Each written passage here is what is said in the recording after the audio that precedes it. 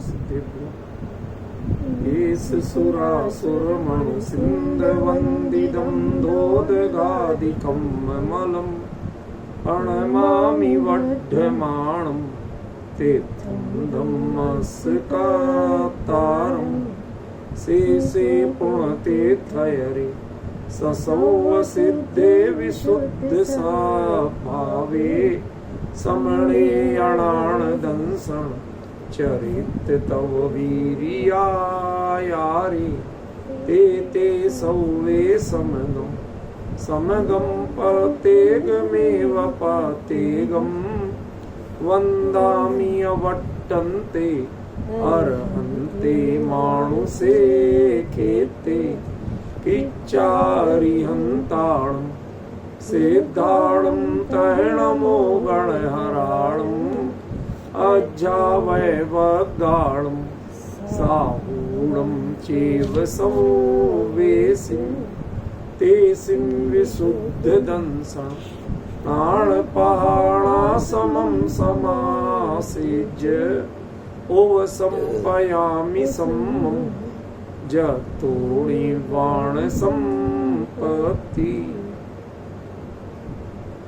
प्रवचन सार परमागम चरणानि योग चूलिका महाधिकार गाथा 244 पृष्ठ 477। अट्ठेषु जोड़मोज्झति णहिरज्जदिणेव दोषमोवेयादि समणो जदि सोणियदं खवेदिकं माणि विविहाणि। इसमें आज दो शब्दों पे हमें चर्चा करनी है, जदि और नियतम। मुख्य रूप से इन दो शब्दों पर चर्चा करें।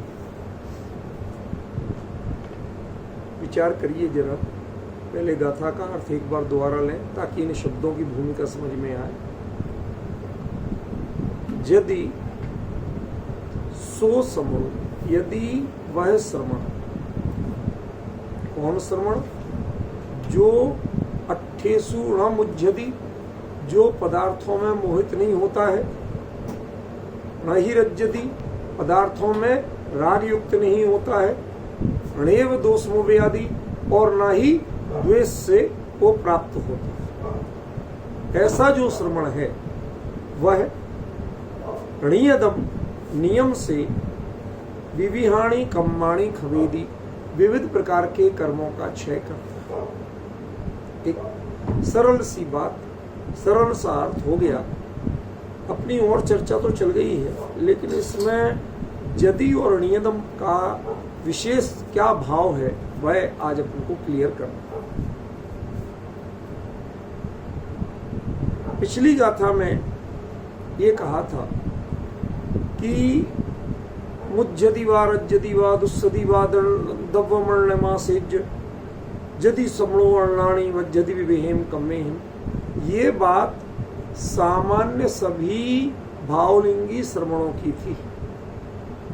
जो पिछली गाथा थी वह अज्ञानियों की नहीं थी, मिथ्या दृष्टियों की नहीं थी, अविरतियों की नहीं थी, ठीक है ना, बल्कि सभी सच्चे भावलिंगी संतों की थी। कब तक? कि जब तक वो छपक श्रेणी आरूढ़ होने में समर्थ नहीं होते हैं तब तक। समझे?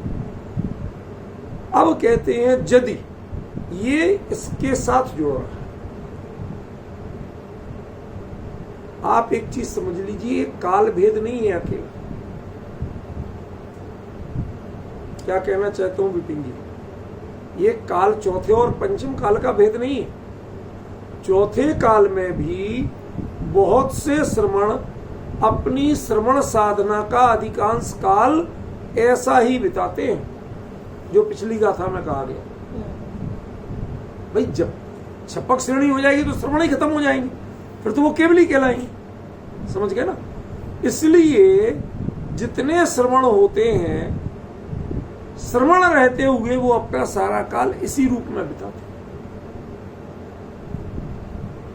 आप सोचो कि हमारे सोचने से छपक श्रेणी हो जाएगी? कोई साधन जुटाने से हो जाएगी? अरे छपक श्रेणी केवली का पादमूल जुटाने से भी नहीं होता, भले ही उसे उसका बाह्य निमित्त कहा गया है, शब्द ध्यान देना, भले ही उसको उसका बाह्य निमित्त कहा गया है, तो आप क्यों मना कर रहे? ध्यान से सुनिए। प्रवचन सार ना तो नय प्रधान ग्रंथ है ना निमित्त प्रधान ग्रंथ है। जब वस्तु स्वरूप में निमित्त नाम की कोई चीज ही नहीं होती, वस्तु स्वरूप में, ये हम जो अनुकूलता देखते हैं उसके कारण आरोप लगाते हैं। वह अपराध नहीं है, आरोप है। अपराध और निरपराध ये दोनों सत्य स्थिति होती है, और आरोप वह ना सत्य है ना असत्य है। कुछ समझे अमित जी भाई साहब? कभी कभी मैं टेक्निकल शब्दावली का ज्यादा प्रयोग कर देता हूं। टेक्निकल माने आपकी इंजीनियरिंग की नहीं, दूसरी लाइन की, तो उसको जरा मैं ध्यानाकर्षण कराता हूं भाई साहब का, पता भी चला कि नहीं चला क्या कहा मैंने। जैसे कोई व्यक्ति, किसी के ऊपर आपने कोई आरोप लगा दिया, आपने तो कह दिया यहां साहब सारी गड़बड़ी इसी ने की, लेकिन जज जब तक उसको अपराधी या निरपराधी घोषित नहीं कर देता, तब तक वह आरोप ना तो सत्य है और ना असत्य, वह सिर्फ आरोप, वह कहा गया है, वस्तु स्वरूप का सत्य नहीं बना। समझ गए? निमित्त क्या है? एक आरोप है, वस्तु ने जिस बात को कभी आज तक स्वीकार नहीं किया। क्या? अच्छा एक बात बताओ, केवली के पादमूल में जिन्हें छायक सम्यक दर्शन होता है, उन्हें पुरुषार्थ करना पड़ता कि नहीं करना पड़ता? जब पुरुषार्थ करना पड़ता है तो पुरुषार्थ से होता है कि केवली के पादमूल में होता है? केवली के पादमूल में हो तो सभी को हो जाए। क्यों भाई साहब? यदि केवली का पादमूल कारक हो तो फिर तो सभी को हो जाए, और सबको नहीं होता, किसी किसी को होता है। किसको होता है? कि जो वैसा उस जाति का पुरुषार्थ कर लेता है। तो फिर काहे से हुआ? पुरुषार्थ से कि केवली के पादमूल से? कि वैसी पुरुषार्थ की जाति केवली या श्रुत केवली के पादमूल के बिना उपड़ती नहीं है, बस इतना आरोप है। समझ गए? इसके बिना इसका मूड नहीं होता, लेकिन ये पुरुषार्थ करता स्वयं है, ये कराते नहीं। समझ गए? ये है आरोप की असलियत। ठीक है? प्रवचन सार आरोप का ग्रंथ नहीं है, यथार्थ का ग्रंथ है, सत्य का ग्रंथ है, वस्तु स्वरूप का ग्रंथ है। इसलिए इसमें ये कोई बहानेबाजी नहीं की, जो बात कही सीधी सपाट शब्दों में कही, बेलाग, दो टूक, कोई बहानेबाजी नहीं।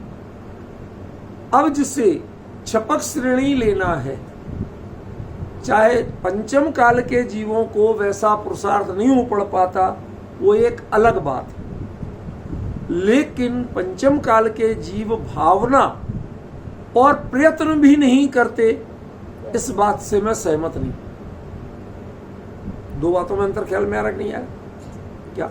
आखिरकार वो सारे मुनिराज ये जिनवाणी से जानते तो हैं कि छपक श्रेणी की प्रक्रिया के बिना कोई आज तक केवली नहीं बना। सच्चा पुरुषार्थ है तो वो ही है, ये जानते हैं कि नहीं जानते? तो कोशिश क्यों नहीं करेंगे? अरे साहब कोशिश कैसे कर ले, वो तो जिनेंद्र देव की आज्ञा का विरोध हो जाएगा। आज ही किसी ने मेरे से प्रश्न किया, इसलिए बता रहा हूं। जिनेंद्र देव, जब जिनेंद्र देव ने कहा पंचम काल में छपक श्रेणी होती ही नहीं, तो आप कोशिश क्यों? अरे भले आदमी, कोशिश करने में, वैसे ऊंचे भाव होने में, मन में इतनी उमंग आने में, इसमें कहां बाधा है? एक गरीब व्यक्ति सारे जीवन हवाई जहाज नहीं खरीद सकते, खरीदना तो दूर, बैठ नहीं सकते, समझ गए। उसके बावजूद हवाई जहाज को देखना और कभी कभी थोड़े बहुत पैसे बचाने की कोशिश करना, एक बार कभी मौका मिला तो जरूर बैठना, इस सोच में और उसके लिए साधन जुटाने में कौन सा कानून मना करता है?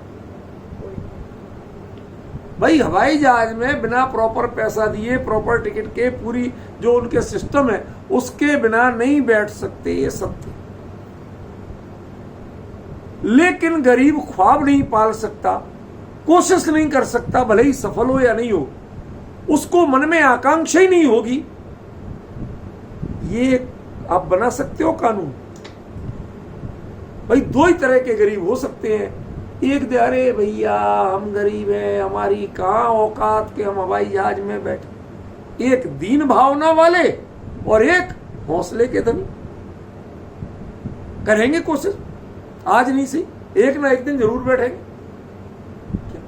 आज से ही थोड़ा, कितने की टिकट आती है? इतने की, चलो भाई कम से कम कितने, इतने में, चलो भाई कोशिश करेंगे, इतना पैसा जोड़ने की कोशिश करेंगे कि हम भी हवाई जहाज में, चाहे वो जब जब जोड़े, कभी डॉक्टर के यहाँ लग जाता, कभी शादी ब्याह में लग जाता, कभी कहीं नहीं कर पाए वो पूरे जीवन, लेकिन वो जोड़ा काय के लिए था, वह प्रयास काय के लिए किया था, हवाई जहाज में बैठने के लिए किया था उसने, जिसमें खर्च हो गया शादी ब्याह में या बीमारी में, उसके लिए नहीं किया था। सफल हो पाना या नहीं हो पाना एक अलग चीज है, और उसकी भावना हो पाना, उसकी हौसला जुटा पाना एक अलग चीज है। समझ में? वो होता है, और वह जिन्हें जब चौथे काल के जीवों को जिन्हें छपक श्रेणी होती है, उन्हें सबको टच करते ही पहली बार में हो जाती हो, ऐसी कोई गारंटी नहीं। भावना बनी रहती है, हौसला बना रहता है, प्रक्रिया कब हो पाती है? तभी होती है, हर हमेश नहीं होती। आपके बहुत साधन है, पैसे की कमी नहीं, उत्साह की कमी नहीं, क्वालिफिकेशन की कमी नहीं, आप वेल क्वालिफाइड हो, कोई कहीं आरोप आप पर लगा नहीं है, आप दुनिया में कहीं भी जा सकते हो, पासपोर्ट वगैरह सब है, उसके बावजूद कितने उड़ते हो? कई लोग जिनके पूरी सामर्थ्य, वो जीवन में एक बार भी नहीं उड़े। समझ गए? तो कहने का मतलब क्या है? तो दृष्टांत है, स्थूल हवाई जहाज कोई मेरा प्रतिपाद्य विषय नहीं, लेकिन मैं ये कहना चाहता हूं कि हौसला होना, उसके लिए प्रयास करना, ये निषिद्ध कार्य नहीं है। जीव बारंबार कर सकता है, लेकिन आचार्य कहते हैं यदि, मुझे तो इस पर बोलना, मुझे तो अर्थ इसका बताना, वो सब बताना मेरा उद्देश्य नहीं था जो अभी तक बताया। ऐसा होते हुए भी, बारंबार चेष्टा करते हुए, बारंबार भाव करते हुए, बारंबार हौसला जुटाते हुए, ऐसा होते हुए भी यदि, जब वह राग, द्वेष और मोह तीनों से बच पाता, इसका मतलब है, यदि का अर्थ ही ये है कि वह जीव जो मुनि बनते हैं, मुनि दीक्षा लेते हैं, भावलिंग अंगीकार करते हैं, प्रकट करते हैं, उन चाहे सामायिक छेदों स्थापना चारित्र के ही धनी हो, वह परिहार विशुद्धि में भी नहीं आ पाए, लेकिन वह तो मोक्ष जाने, सिद्ध होने तक की भावना निरंतर करते। श्रीमद जी मुनि भी नहीं बने थे, बने थे? नहीं बने थे, फिर भी जो अपूर्व अवसर लिखा उसमें सिद्ध होने तक की बातें सब लिखी है। उपसर्ग होना, मुनि बनना, निर्ग्रंथ मुद्रा, एक एक चीज का वर्णन कर दिया, और एक क्षण के लिए भी नहीं बने थे। तो उसका मतलब अब तो अपूर्व अवसर तो झूठा हो गया, बेकार लिखा था उन्होंने। अच्छे अच्छे आज भी मुनि धर्म को, दिगंबर मुनि धर्म को अपूर्व अवसर पढ़ के समझते। एक निर्ग्रंथ मुनि की भावनाएं कैसी होती हैं, वो पढ़ के समझते हैं। मुनि दीक्षा लेने के बाद भी जो उसकी गहराई नहीं समझ पाए, जब अपूर्व अवसर पढ़ते हैं तो उन्हें लगता है अरे हम तो ऐसा कुछ कर ही नहीं रहे। समझ में आ रहा? इसका मतलब है कि श्रीमत बने बिना यदि इतनी उत्कृष्ट भावना कर सकते हैं तो जो मुनि बन जाए वो परमात्मा बनने की, केवली बनने की, चपक श्रेणी आरोहण करने की भावना करे, इसमें आपत्ति क्या है? वो तो करेंगे ही, वो बने ही इसलिए है, भाव का अभाव करने के लिए मुनि बने, स्वर्ग जाने के लिए नहीं बने। समझ में? जैन दर्शन में कोई भी विधि, कोई भी धर्म विधि स्वर्ग के लिए नहीं होती। शुद्ध हिंदी में सुन लेना, जिसने स्वर्ग की कामना की, जैन दर्शन कहता है वो नरक में जाएगा। क्या कहा? ध्यान देना, जिसने स्वर्ग की कामना की, जैन दर्शन कहता है वो नरक में जाएगा गारंटी से। क्यों? कि वहां है बहुत आरंभ बहुत परिग्रह, और वो भावना किसकी कर रहा है? बहुत आरंभ बहुत परिग्रह की। तो बहुराम बहुत आरंभ परिग्रह नारकस्य आयुषा, वो तो नरगति का कारण। तूने कामना की क्यों थी? क्यों भावना की थी? भाई जो स्वर्ग है वो तो वैभव की चीज है ना, साधनों की चीज है ना, भोगों की चीज है ना, साधना की जगह है कब? इसलिए जैन दर्शन में किसी भी कार्य का फल स्वर्ग नहीं है।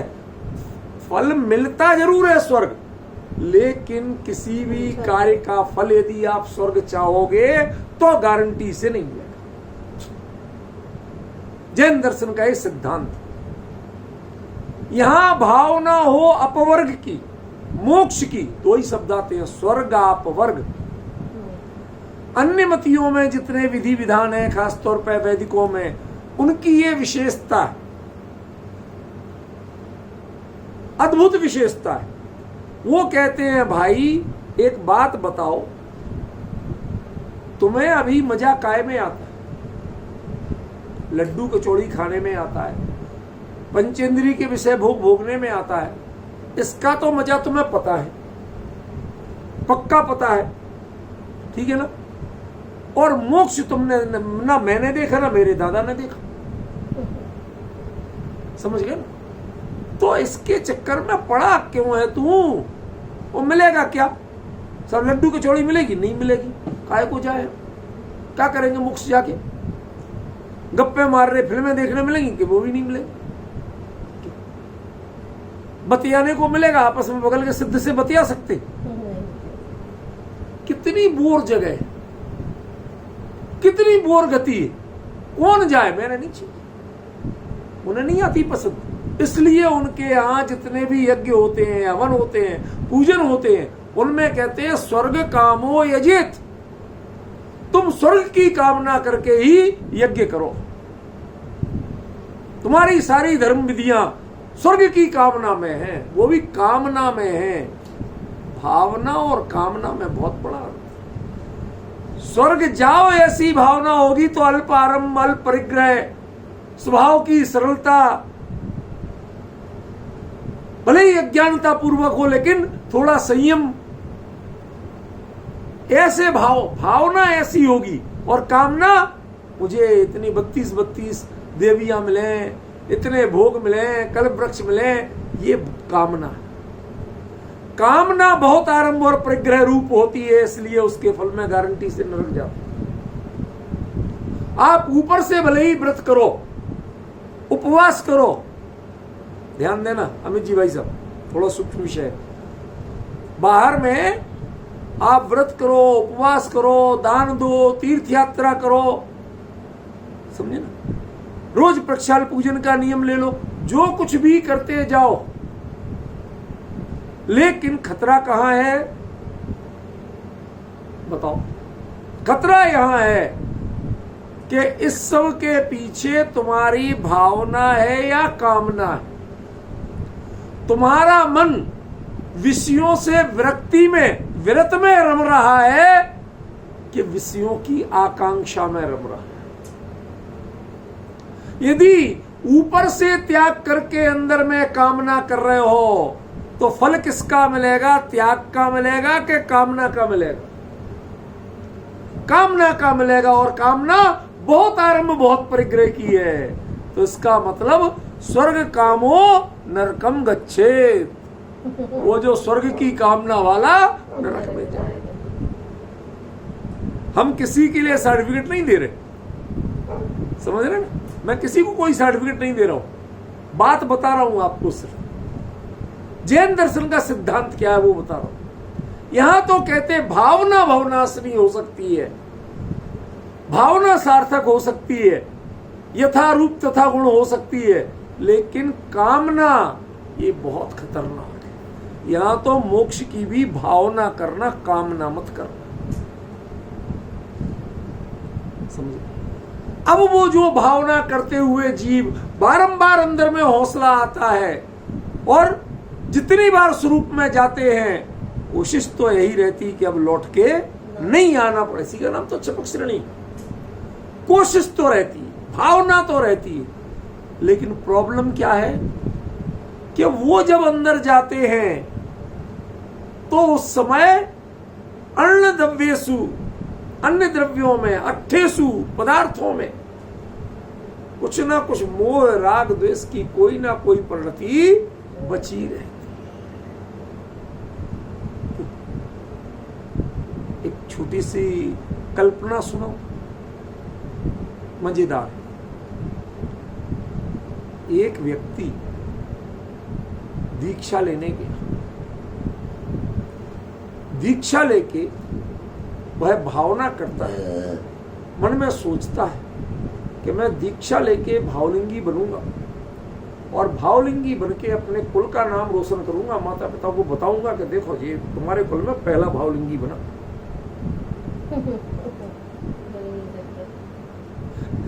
विपिन जी समझ में आ रही ना सारी, बड़े सरल शब्दों में बात कही है कि तू कर क्या रहा है, बावड़ा है क्या, भावलिंग का स्वरूप भी जानता है क्या।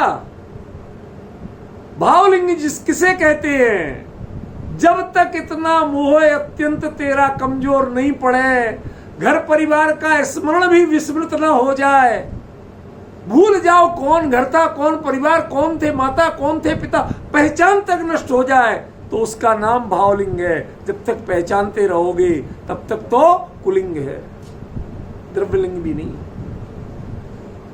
अरे द्रव्यलिंग में शरीर आश्रित क्रियाओं के प्रति ईमानदार होता है, भावलिंग में आत्माश्रित परिणामों के प्रति ईमानदार होता है, लेकिन शरीर और आत्मा दोनों के परिणामों से बाहर अन्य द्रव्यों में जो आश्रित हो जाता है वो तो कुलिंगी होता है। समझ में आया? इसलिए जरा विचार तो करो, आप कह क्या रहे हो। भावलिंग हो जाएगा तो घर के पिताजी को बताऊंगा, देखो पिताजी ऐसा होता है भावलिंग। कहते तेरे लिए कभी नहीं होगा। अरे मैं तो अच्छी भावना कर रहा हूं, तुझे पिताजी दिख क्यों रहे। भावलिंग लेने वाले को संसार का कोई संबंध नजर आना बंद हो जाता है, वह उनका विकल्प करना तक त्याग कर देता है। जिसकी परिणति से ये सब चीजें नहीं मिटती उसे भावलिंग कभी होता नहीं। ऐसे ही जिसको ये भाव हो, ध्यान देना, खोटा दृष्टांत दे रहा हूं। एक पोटेशियम साइनाइड नाम का जहर है, उसके बारे में एक खूबी है कि आज तक कोई उसका स्वाद नहीं जान पाया।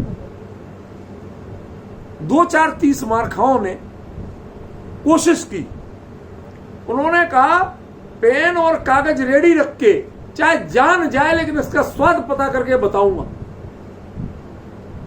और ऐसे लेके जीभ पर टच किया, एक बिल्कुल ही रेडी था, उसने मुश्किल से एस लिख पाया, इससे आगे कोई नहीं लिख पाया, गए निपट गए। भैया तुम किस कीमत पे क्या काम करना चाहते हो, उसका स्वाद पता करने के लिए अपनी जान गंवाना चाहते हो। ये किसी विवेकी का काम हो सकता है क्या, किसी समझदार का काम हो सकता है क्या। ऐसे ही ऐसा भाव हो किसी को कि मैं छपक श्रेणी के परिणामों में कैसे अंतरंग परिणति होती है वो मैं आके जरूर बताऊं। एक पॉइंट समझ रहे, आज तक किसी ने नहीं बता पाया, मैं जरूर बताऊंगा, मैं कोशिश करूंगा कि बताऊं। दुनिया में बड़ा क्रेज होता है, जो काम आज तक कोई नहीं कर पाया वो मैं करके बताऊं। कहते भैया ये भी मोह है। किसको बताओगे? यदि व्यक्ति तय है तो ये भी राग है। किससे बचाओगे? तो ये द्वेष है। आप मोह, राग और द्वेष तीनों को प्राप्त हो चुके। तीर्थंकर केवली के दिव्य ध्वनि होती है, लेकिन मैं किन जीवों को समझाऊं? कोई पण दुखी ना रहे, बधा आत्मा। ये भी बातें छपक श्रेणी के बहुत नीचे लेवल पे हैं। ये उस लेवल पे लागू नहीं पड़ती हैं। वहां ये विकल्प रह जाए तो केवल ही नहीं बनोगे, दिव्य ध्वनि तो होगी कहां से? यहां पर तीर्थंकर के लिए भी छूट नहीं है। सुन लेना, क्या तीर्थंकर भी चाहे कि मैं फटाफट केवली बन जाऊं और इन सब जितने जीव हैं उनको अरे तुम पहले 16 कारण भावनाओं में भावना करते रहे होगे, वो बात अलग है, वो भूमिका अलग थी। ये बात है छपक श्रेणी की। इस समय तुम किसी जीव का भला हो, उसे आत्मस्वरूप समझ में आए, कोई पण दुखी ना रहे, कोई पण संसार में ना रहे, बदा आत्मा परमात्मा थाओ। गुरुदेव श्री जो ये बारंबार बोलते थे ना, वो जिस भूमिका में थे उस भूमिका की बात थी वो। यदि यही भावना वो छपक श्रेणी के पहले भाना चाहेंगे तो ये किस खाते में जाएगी? मोह राग द्वेष के खाते में जाएगी। ये छपक श्रेणी की पात्रता खत्म करेगी। इसका मतलब है कि जिस भावना से निरंतर तीर्थंकर प्रकृति बन रही थी, प्राणी मात्र के प्रति वात्सल्य, प्राणी मात्र का वैयावृत्ति का भाव, समझ गए ना? 16 कारण भावनाओं में से सारी की सारी सीधी तीर्थंकर प्रकृति की कारण नहीं है। अधिकांश तो सहयोगी है। मुख्य भावनाएं 2 ही 3 है, एक वात्सल्य, एक वैयावृत्ति और एक प्रवचन वात्सल्य। समझ गए? ये 2-3 भावनाएं जो असली, जिनके कारण तीर्थंकर जैसी प्रकृति कहेगी, जिसके कारण दिव्य ध्वनि होती है। बाकी तो इनकी सपोर्टिंग भावनाएं। समझे?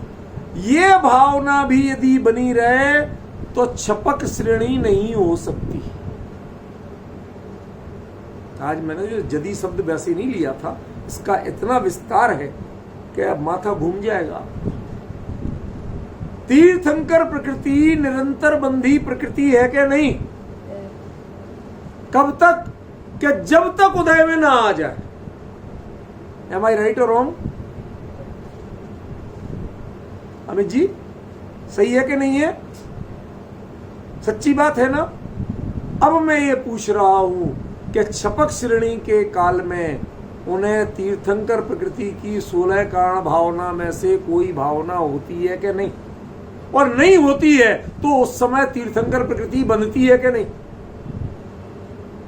आप ज्यादा सिर मत हिलाइए, थोड़ा गंभीर बनी। जिनवाणी प्रमाण है कि ये निरंतर बंधी प्रकृति होती है, उदय में आने के पहले तक लगातार बंधती, 3-3 भाव तक बनती है। समझ रहे? अब बताओ कि छपक श्रेणी के काल में ये भावनाएं होती हैं कि नहीं, और तीर्थंकर प्रकृति बंधती है कि नहीं? भाई साहब अब दो उत्तर। यदि, सावधान, यदि किसी भी अर्थ के बारे में, किसी भी पदार्थ में व्यक्ति भी, जीव भी आते, जीव भी पदार्थ है, किसी भी पदार्थ के बारे में रंच मात्र भी मोह रूप, राग रूप या द्वेष रूप परिणाम तुम्हारे कहीं किसी कोने में बैठा है, तो तुम इसके पात्र नहीं। और यदि जो परिणाम आज तक बने हुए थे उन सबको पूरी तरह से तुम निकाल सके हो तो तुम छपक श्रेणी के पात्र बनोगे। समझ में आया? अब जरा ये उत्तर तो अभी दे रहे हैं, सब्र करो। अब 8वें गुण स्थान 7वें गुण स्थान के अंतिम भाग से जो छपक श्रेणी शुरू होती है, 8वां 9वां 10वां 11वां, अब आप कहें कारण तो मौजूद है, क्योंकि संजुलन लोभ का अभाव तो 10 गुण स्थान के अंत में होता है। तो भले आदमी संजुलन लोभ का सत्ता का अभाव होता है कि उदय का अभाव होता है?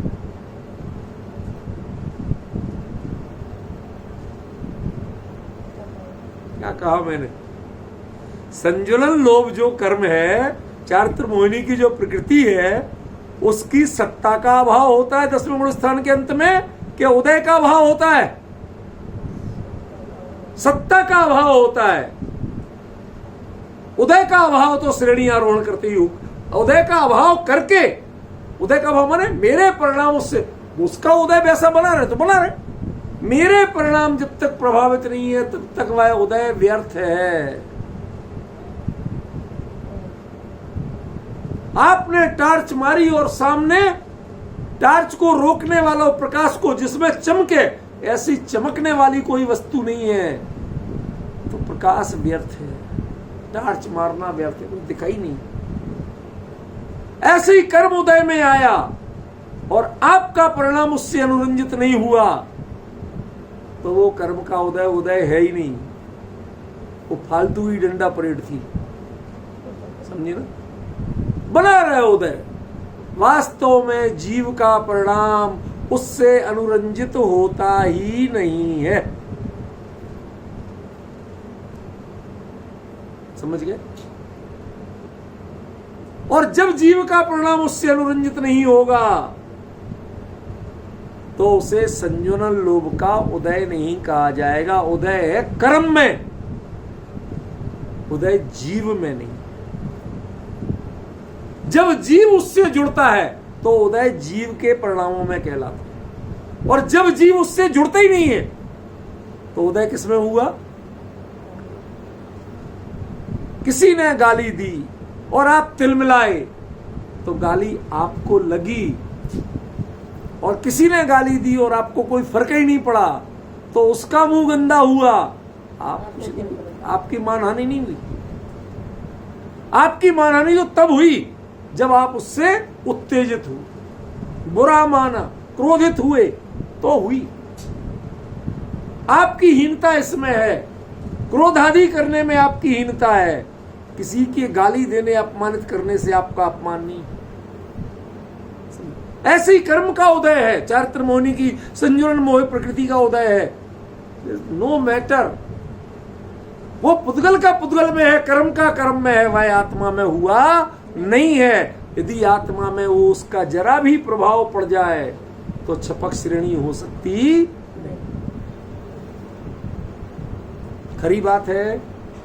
यदि ये खरी बात है तो वास्तव में वीतरागता के परिणामों से ही वीतराग बनते हैं, राग के परिणामों से वीतराग नहीं बनते।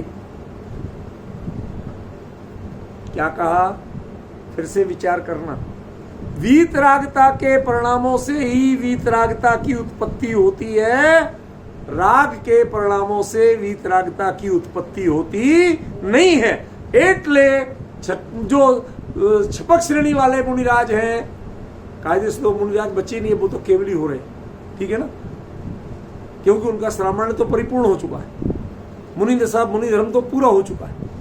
वो उनके लिए उस समय में कोई राग द्वेष रूप परिणाम नहीं है, और जब ऐसा नहीं है कोई भी विकारी परिणाम, ध्यान रखना है, परम जो विशुद्ध, शुद्ध नहीं कह रहा हूं, परम विशुद्ध परिणाम, उसको भी विकारी कहा गया। उत्कृष्ट से उत्कृष्ट पूर्ण रूप परिणाम, उसको भी विकारी कहा।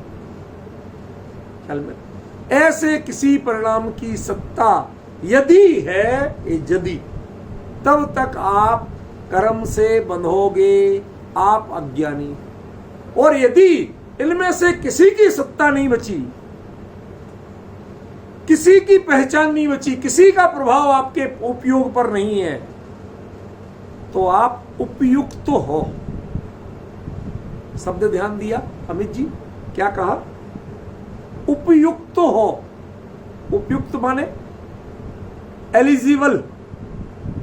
गलत तो नहीं बोला मैंने? सब हो सकता है भाई, मेरी अंग्रेजी का ज्यादा पंडित नहीं हूं इसलिए भूल चूक हो सकती है। एलिजिबिलिटी, एलिजिबल, इसको आप उपयुक्त समझते हो, लेकिन जैन दर्शन में उपयुक्त का कुछ और अर्थ है। ये अर्थ तो है लेकिन कुछ और अर्थ है। तो उपयुक्त कौन है? जो उपयोग सहित है वो उपयुक्त, जो भोग सहित है, भोग लिया सो भुक्त, ऐसे ही उपयोग कर लिया तो उपयुक्त। क्यों विपिन जी, पता था? आप तो भाषा शास्त्र के इतने बड़े ज्ञाता है। उपयोग रूप परिणमत हो गया, तन्मय, जिसका उपयोग उसमें तन्मय हो गया तो वो उपयुक्त है। जिसका उपयोग वीतरागता में तन्मय हो गया वह वीतरागता के लिए उपयुक्त है। जिसका उपयोग कैवल्य में तन्मय हो गया वह कैवल्य के लिए उपयुक्त है। बाकी लोग उपयुक्त नहीं। इसलिए कहा यदि 16 कारण भावनाएं, 12 भावनाएं, 4 प्रकार की आराधनाएं, ये एक भी चीज साथ नहीं जाती है। जब इन सब का अवलंबन, इनके में मनोरंजन माने अपना उपयोग लगना, ये सब छूट जाता है, मात्र चैतन्य में, कैवल्य में ही उपयोग उपयुक्त हो जाता है, तब छपक श्रेणी होती है। इसलिए इसमें मोह राग द्वेष युक्त होने का मतलब आप जैसा नहीं है कि हम जैसा राग द्वेष मोह करते हैं ऐसे ही वो मुनिराज भी कर रहे होंगे। अरे आपके दृष्टि से तो महान वैराग्य के धनी है, वो सच्चे भावलिंगी संत हैं, तो पण यदि उनके इनमें से एक रंच मात्र भी परिणाम, अब सोचो तीर्थंकर प्रकृति के परिणाम, कारणभूत भावनाएं और उनके बंध क्या छपक श्रेणी के काल में हो सकता है? कर्म प्रकृतियों को अपने आप में बंधना हो तो भले ही बंधो, चेतन उसमें हस्तक्षेप नहीं कर सकता, लेकिन परिणामों में कारणपना विद्यमान नहीं हो सकता, इसकी गारंटी। कैसे बंधे वो भी बताता हूं, घबराना मत। जैसे कोई कार्य करके हम छोड़ देते हैं, ये लट्टू होता ना, बचपन में लट्टू घुमाते थे, बजार बट्टू लट्टू क्या बोलते थे आप? मैं तो ज्यादा पढ़ा लिखा नहीं हूं भाई। तो वो होता नीचे एक कील लगी होती, कील जैसी लगी होती थी, ऊपर लकड़ी का ऐसा होता था, उस पर गरारियां बनी होती थी, उसमें डोरी लपेटते थे जो टाइट, नीचे से ऊपर तक लपेटते जाते थे, फिर लास्ट सिरा इधर हाथ में रखते थे, फिर उसको जोर से हिलाते थे तो वो पूरा घन घूमता हुआ, अब वो डोरी छूट गई, घुमाने वाला उंगली का प्रेशर छूट गया, घूम रहा है जब तक उसकी गति बनी हुई है। ऐसे ही भवों से 16 कारण भावनाओं का जो प्रेशर बना हुआ था, तो वह भले ही कर्म का बंध उस प्रेशर में उस काल में होता हो तीर्थंकर प्रकृति का, क्योंकि मैं जनागम का उल्लेख उच्छेद नहीं करना चाहता, उसका विरोध नहीं करना चाहता, ख्याल में ना। लेकिन 16 कारण भावना रूप परिणाम छपक श्रेणी में नहीं हो सकते, ये गारंटी है। ये निर्णय करना आना चाहिए। समझ में आया रूप? जिज्ञासा करो, बहुत अच्छी बात है, लेकिन जिज्ञासा के साथ अपना जो चिंतन का प्रयोग ऐसा करो कि आप दो टूक निर्णय कर सको, खरे खर जान सको। उसमें कोई जो वस्तु स्वरूप है उसमें दलालियां नहीं चलती है, समझ गए? इसमें आप दलाली की कोशिश मत करो। हाँ साहब, वो उनके special case, no special case, परिणामों की दृष्टि से नो स्पेशल केस, चाहे तीर्थंकर हो उनके लिए भी छूट नहीं है। जब तक 16 कारण भावनाएं चलती हैं तब तक उन्हें भी छपक श्रेणी नहीं होती, वो छूटती है तभी छपक श्रेणी होती है। भाई साहब इस गहराई को जो पहचान जाए तो पता चले कि आचार्य ने जदी शब्द प्रयोग क्यों किया था ख्याल में। अच्छा एक बात बताओ, पूछ लूं अमित जी भाई साहब, पूछ लूं? हमने इतना सब किया और कदाचित नहीं हुआ तो कहीं कोई कचास रह गई, हो सकता है मैं अपनी परिणामों को नहीं जान पाया हूं, कुछ रह जाए तो समझिए ना। तो जिसने अपने परिणामों से मोह राग द्वेष के सूक्ष्मतम अंश का भी पूर्णतः प्रत्याख्यान किया, पूर्णतः भाव किया, भुला दिया, विस्मृत कर दिया, पहचान तक मिटा दी, निशान तक मिटा दिए, ऐसा जिसने कर लिया उसके लिए ऋणीय दम भगवान गारंटी देते हैं। 3 लोक के नाथ जो किसी की गारंटी नहीं देते वो गारंटी देते हैं। तीर्थंकर परमात्मा आके तुम्हें गवाही दे रहे हैं, साक्षी दे रहे हैं, वचनबद्ध कर रहे हैं कि हाँ मेरी गारंटी है कि तुम गारंटी से केवली बनोगे। यदि ये पूर्ण विश्वास न हो तो बिटिया दूसरे घर में भी न जाए कि वहां हमें पूरा प्यार और अधिकार मिलेगा। यदि ये न हो तो देहली उलांघने का साहस भी न हो। जब एक देहली उलांघने का साहस इसके बिना नहीं होता है, पूर्ण विश्वास के बिना, तो अनादिकाल से जिन भावों का अवलंबन था उनका अवलंबन त्यागना यूं ही हो जाएगा। भाई साहब अमित जी, पूर्ण विश्वास चाहिए। कुंद कुंद गारंटी देते हैं कि मैं भगवान से पूछ के आया हूं, पक्की गारंटी है। भगवान का एफिडेविट लगा रहे, ये एफिडेविट है क्या? सीमंदर स्वामी का एफिडेविट है।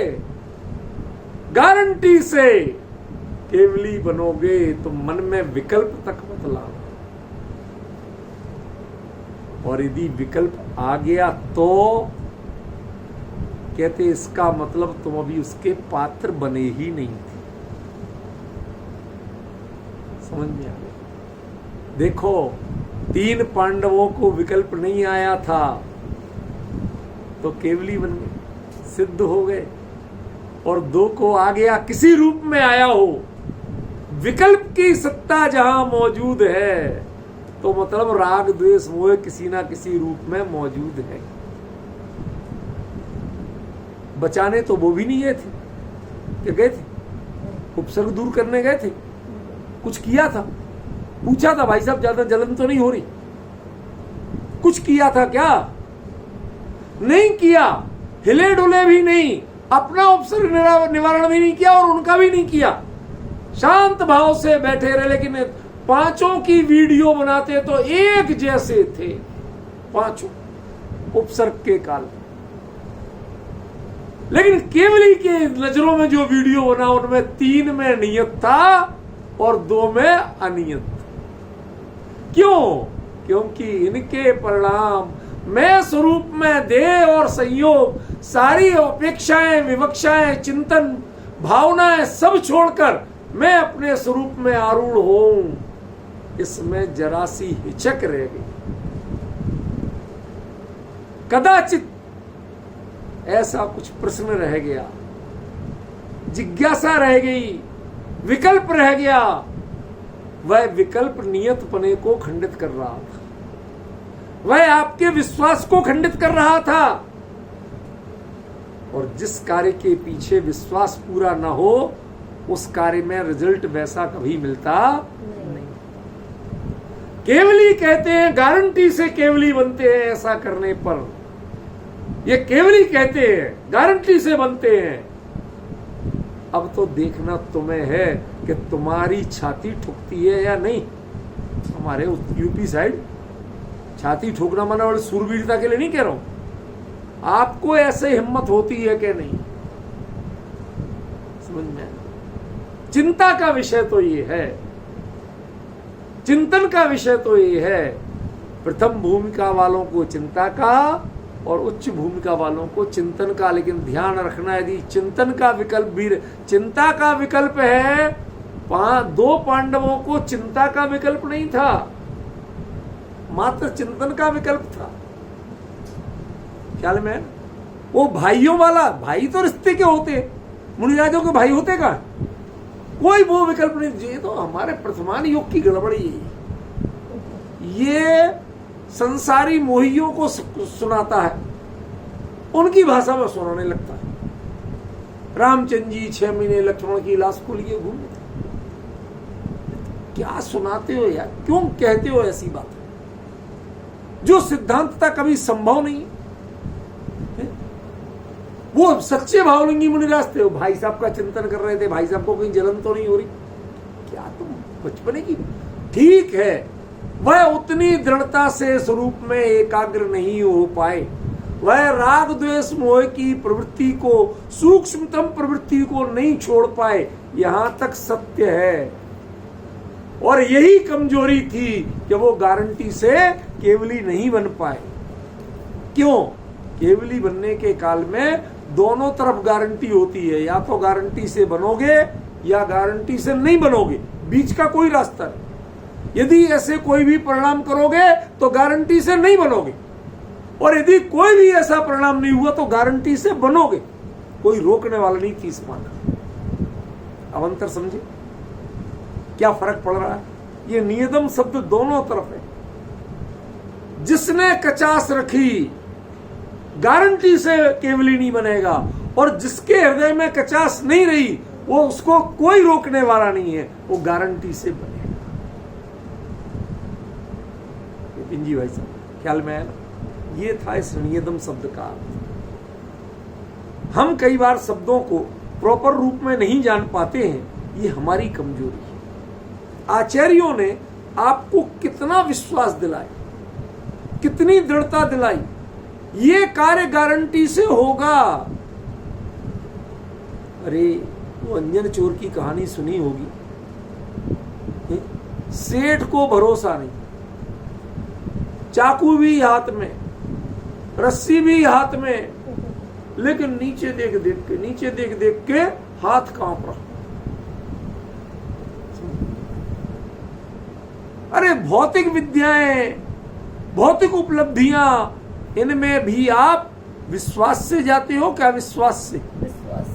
घर के बाहर निकलो, सोच के जाना कहीं एक्सीडेंट हो गया तो, बच्चा सोच के जाए कहीं फेल हो गया तो, क्यों जा पाओगे कभी? जिस दिन एक्सीडेंट की सोच के जाओगे गारंटी से ठोक के आओगे, जितना चावड़िया चलाते हो। समझे? ये बड़ा भारी अंतर है। ये दृढ़ता, परिपूर्ण विश्वास, ये आपकी सबसे बड़ी पूंजी है। विश्वास डगमगाना नहीं चाहिए। एक सैनिक मैं मर जाऊंगा कभी नहीं जीतेगा, वो उस देश की सेना कभी जीत नहीं सकती।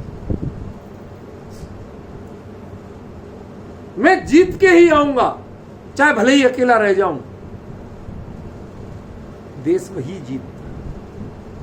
सैन्य बल और संसाधनों से युद्ध में विजय प्राप्त नहीं होती। हौसला जिनका भरपूर हो, आत्मविश्वास जिनका भरपूर हो, वही जीतते। देश के पास इतनी सेना होती, इतना इंफ्रास्ट्रक्चर होता है, इतने गुप्तचर होते हैं, दुनिया भर की चीजें होती हैं। मैं प्रशंसा नहीं कर रहा हूं, मैं भावना का अंतर बता रहा हूं। लेकिन एक आतंकवादी के पास मैं फिर भी कर लूंगा, ये भरोसा होता है, तो वो कहीं भी घुस के कुछ भी अपनी जान पे खेल के भी कराता है कांड। और आप सोचते रहते हैं, योजनाएं बनाते हैं। ये योजनाएं बनाने से काम नहीं होते। शपथ श्रेणी के लिए क्या क्या चाहिए, योजनाएं बनाने से काम नहीं होता। योजना ही बनाते रह जाएंगे। हौसला करो और सीधे अंतर में उतरो। यदि उस समय कोई भी परिणाम की कचास थी तो एनालाइज करो कि क्या कमी थी, वो कमी निकालना है। कमी निकली और आपने पुरुषार्थ किया तो अब कैवल्य की प्राप्ति होगी ही। कैवल्य की होगी या नहीं होगी ये आशंका नहीं करना। इसलिए आचार्य देव ने कहा सोर्णियदम खवेदी, साथ में क्या कहा, खवेदी, खयोव समधि, ओव समधि, ये नहीं कहा। वह उपशम करता करेगा ऐसा नहीं कहा, क्षय करेगा। इसका मतलब प्रवचन सार में उपशम श्रेणी का वर्णन नहीं है। भाई साहब होने को तो सातिशय प्रमुक्त संयत के उपशम श्रेणी भी होती है। 11वें गुणस्थान के बाद गिरता है, 11वें तक तो जाते ही जाता है कि नहीं जाता, सब होता है। और 11वें और 12वें में टेक्निकली कोई अंतर नहीं होता। आप जिनवाणी पढ़िए, दोनों के परिणामों की जाति एक जैसी निर्मल कही। एक के कर्म विद्यमान है, अभाव नहीं हुआ तो, और एक के अभाव होके हुआ। इसके अलावा परिणामों की जाति में अंतर, समझ रहे हैं? तो भी यहां आचार्य ने अकेले श्रेणी आरोहण करने की बात नहीं कही। क्या कहा, नियदम खवेदी, वो नियम से क्षय करेगा। अब आखिरी रहस्य बता दो, बता दो। कुंद कुंदाचार्य देव ये प्रतिज्ञा कर रहे हैं कि मेरे जीवन में उपशम श्रेणी नहीं, मात्र छपक श्रेणी।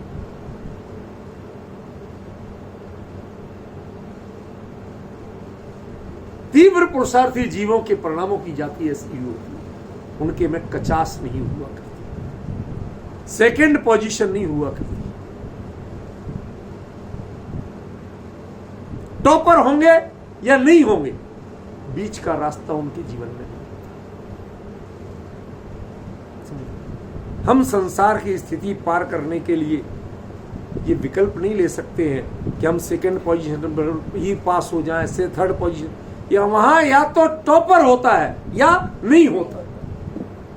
ख्याल में ये श्रेणी, छपक श्रेणी ये टॉपरों की है, ये सेकेंडरी पोजीशन वालों की नहीं। कोई कचास, कोई गुंजाइश जिसमें हो ही नहीं सकती, ना परिणाम में और ना रिजल्ट में। ध्यान रखना, परिणाम यहां भाववाची, ना परिणाम में, छपक श्रेणी वाले के परिणाम में भी नहीं हो सकती, और रिजल्ट माने कैवल्य में भी नहीं हो सकती।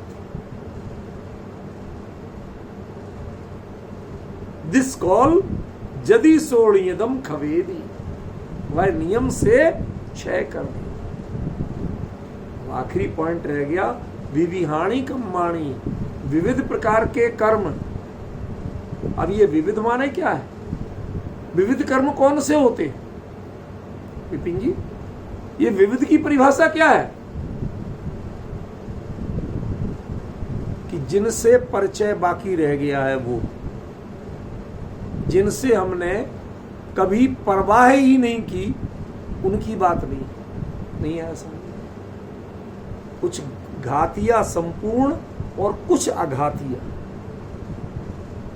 जिनसे परिणामों में कुछ अंतर पड़ता था, वो जो प्योर संयोग में चरितार्थ होते हैं, मुनिराज उनकी परवाह ही नहीं करते। समझ गए? जो हमारे परिणामों को किसी न किसी रूप में हर्ष या विषाद, कोई भी भावना पर जगा सकते हैं, कहीं ना कहीं स्फुरित कर सकते हैं, उन परिणामों को जगाने वाले, उन परिणामों की जाति वाले जो कर्म बचे थे, जो कर्म बचे थे, उन सभी कर्मों का वह क्षय कर देता। कैसे करता है? नियम से करता है। ऐसा नहीं कि आखिरी समय में सम्यक दर्शन और कैवल्य, इन दोनों में एक बड़ा भारी अंतर है। सम्यक दर्शन के लिए एक बात कॉमन कही जाती है कि किस विकल्प को तोड़ के सम्यक दर्शन होगा, कोई गारंटी नहीं है। गुरुदेव श्री से स्वयं मेरा किया हुआ प्रश्न, कौन सा विकल्प तोड़ के, गुण भेद का, पर्याय भेद का, कौन सा विकल्प तोड़ के सम्यक दर्शन, कोई तय नहीं है। जिसका उपयोग जहां अटका होगा उससे छुड़ा के सम्यक दर्शन। लेकिन कैवल्य जहां जहां अटक सकते हो सबसे गारंटी से छुड़ाने के बाद ही होता है। ये दोनों में अंतर क्या? सम्यक दर्शन आखिरी विकल्प को छोड़ के हो सकता है, जो जिसमें अटकोगे उसका तय नहीं है। लेकिन केवल ज्ञान प्राप्त, कैवल्य प्राप्त करना है, केवली बनना है, तो जितने बाधक थे उन सभी का अभाव किए बिना, उन सभी का संबंध तोड़े बिना कैवल्य की प्राप्ति नहीं होती है। इसलिए यहां विविध का अर्थ जो जो उपयोग को कहीं ना कहीं डिस्टर्ब कर सकते थे, करते रहते थे, चाहे प्रतिक्रमण हो, चाहे प्रायश्चित हो, चाहे पचखाण हो, समझ रहे हो? ये क्यों करना पड़ते थे, क्यों अपनाना पड़ते थे? कि कोई ना कोई कर्म का उदय कहीं ना कहीं व्यथित करता था। समझ में आया? वो सभी को एक साथ क्षय कर देंगे गारंटी से। क्यों? क्योंकि यदि एक भी बचा रहा तो ये श्वेतांबर लोग कमलाहार कराए बिना नहीं माने। समझ गया? है ही नहीं, तुम कहते हो है और दिगंबर कहते है ही नहीं। जली हुई रस्सी से हाथी बांधे जाते हैं क्या? दिखती तो वैसी ही है, उतने ही बट दिखते हैं, लेकिन जली हुई रस्सी से तो मेढक भी नहीं बांधा जा सकता, हाथी तो क्या बांधोगे? समझ गए? ऐसे ही जो कर्म जली हुई रस्सी के समान रह गए हैं, उनसे परम पुरुषार्थी जीव के परिणामों को कौन बांधे? वह तो नियत अपने रास्ते पे जाएगा। पड़ी रही रस्सियां तो पड़ी रही, जली जलाई, हमें क्या? गुरुदेव कहते तेथी सु, उनसे क्या हो जाएगा? कुछ होने वाला नहीं। ख्याल में? इस प्रकार आचार्य देव ने कितना हौसला दिया, कितना हौसला दिया। एक बार प्राणी मात्र और पदार्थ मात्र के प्रति मोह राग द्वेष के सूक्ष्मतम परिणामों को छोड़ तो सही, उनका विकल्प तक नहीं पैदा हो, इतना बन तो सही, तेरे लिए वो स्थिति प्राप्त होगी कि तुम गारंटी से सभी का विविध कर्मों का क्षय करोगी। जो तुम्हें परेशान कर सकते एक नहीं बचे। काय से? उनकी चिंता करके नहीं, उनका क्षय करने का विकल्प करके नहीं, मात्र अपने में आरूढ़ हो और वो अपने आप गायब होंगे, ये सुनिश्चितता दे रहे हैं। ऐसा नहीं होगा कल के दिन कोई हमारे लिए धमकाने लगे, तुम राष्ट्रपति बनने जा रहे हो, कौन धमकाएगा तुम्हें? मैं राष्ट्रपति बन गया, मेरे पड़ोसी से झगड़ा चलता था, कहीं आके वो मुझे धमकाने लगा तो पागल आदमी हो गया, तुम राष्ट्रपति बनने जा रहे हो, कुछ और बनने जा रहे हो? समझ गए ना? तो जैसे ऐसा प्रश्न कहा जाए, वही प्रश्न यहाँ है कि तुम केवली बनने जा रहे हो। केवली का हौसला और पुरुषार्थ अलग जाति का होता है। उसके बाद कोई भी ऐसे कर्म बच ही नहीं सकते। तुम पुरुषार्थ पूर्वक तुम खुद क्षय कर रहे हो। खुद क्षय कर रहे माने उन कारणों का अभाव कर, जिन कारणों से वो कर्म जीवित रहे। देखो, कर्म बंधते थे नहीं कह रहा हूं, कर्म की सत्ता जिन कारणों से रहती है। अभी एक नया विषय आ गया, कल समझाऊंगा, आज नहीं बता सकता। कर्म की सत्ता, आज तक आपने बंध के कारण सुने होंगे, कभी कर्म की सत्ता, कर्म बचा हुआ है, वो उतने स्थिति काल उसका रहता है, इसका कारण क्या होता? कभी विचार किया? नहीं किया। चलो कल आपको आनंद आएगा, वो विषय मिल गया। बात थोड़ी अधूरी रही थी, हमने कहा चलो ये विषय हो गया, कल हम आपको वो चर्चा सुनाएंगे कि कर्म के बंध के कारण तो आप जानते हो, लेकिन कर्म उतने समय टिके। अरे अभी जब परिणाम किए, उस परिणाम से उतना स्थिति बंद हो गया, अगले समय वैसा परिणाम है नहीं, अब उसका स्थिति बंद उतना कैसे बचा हुआ? समझिए, वो स्थिति बंद कैसे बचता है और कैसे मिटता है, उसके जो बारीक अंतर है, जो आमतौर पे किसी सूत्र में नहीं लिखा, वो बारीकी आपको कल बताऊंगा। आज समय